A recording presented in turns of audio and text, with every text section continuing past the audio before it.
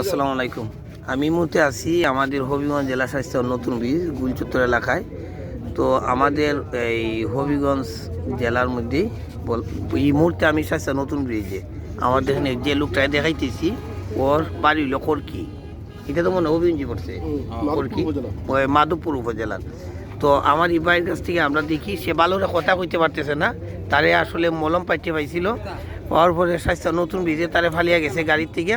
সে দেখেন কিছু আঘাতও পাইছে, এই যে আঘাতের চিহ্নগুলা। আপনার কি নাম? মোশাহিদ। মোশাহিদ। আপনার আব্বার নাম কি? তা শাহাবুদ্দিন। আপনার গ্রাম কি কর্কি? আপনার চাচার নাম কি তা বলেন তো? আলতাবউদ্দিন।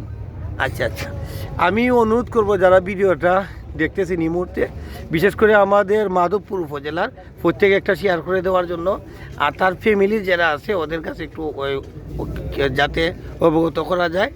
তার কথা অনুপাতে সবগুলার যদি ঠিক থাকে অবশ্যই পাইব।